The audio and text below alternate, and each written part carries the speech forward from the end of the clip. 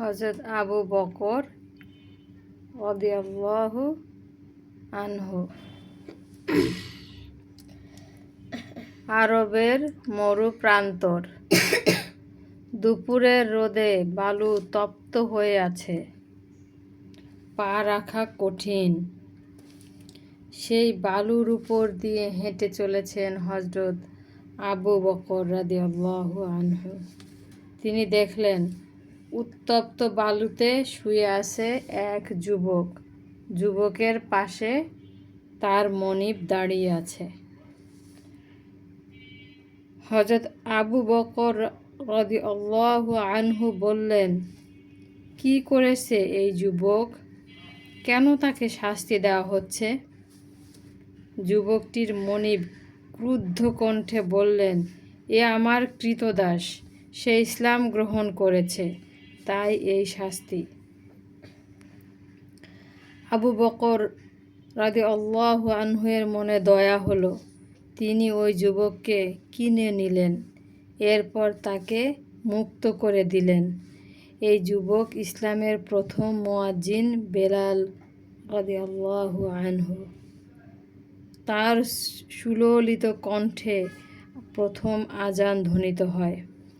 সেই সময়ে আরবে ক্রীতদাস প্রথা ছিল। মনিবরা ক্রীতদাসদের অনেক নির্যাতন করত।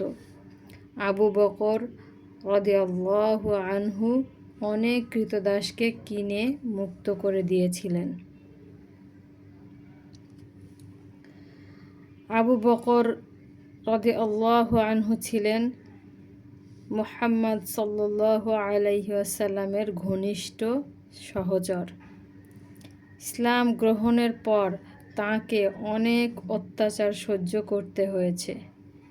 এক সময় কাফেররা মুহাম্মদ সাল্লাল্লাহু আলাইহি ওয়াসাল্লামকে হত্যা করার ঘোষণা দেয়।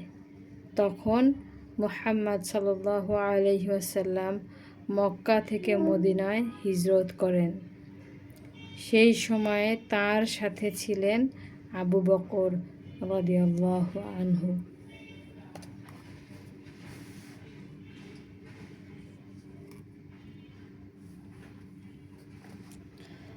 আবু বকর রাদিয়াল্লাহু আনহু শিশুকাল থেকে কোমল হৃদয় ও সুন্দর চরিত্রের অধিকারী ছিলেন। তিনি প্রচুর জ্ঞান অর্জন করেছিলেন। মুহাম্মদ সাল্লাল্লাহু আলাইহি সাল্লামের মৃত্যুর পর আবু বকর রাদিয়াল্লাহু আনহু ইসলামের প্রথম খলিফা হন। মুসলিম জাহানের প্রধান শাসককে বলা হয় খলিফা।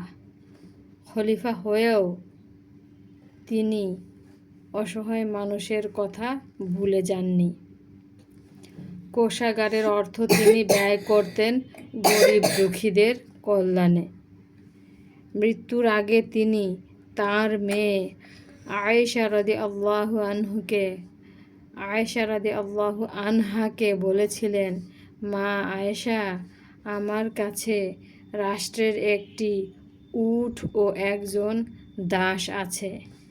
আমার মৃত্যুর সাথে সাথে তুমি তা পরবর্তী খলিফার কাছে পৌঁছে দিও। হযরত আবু বকর রাদিয়াল্লাহু আনহু দাসদের প্রতি খুবই যত্নশীল ছিলেন। তাদের যাতে কষ্ট না হয় সেটি তিনি খেয়াল রাখতেন।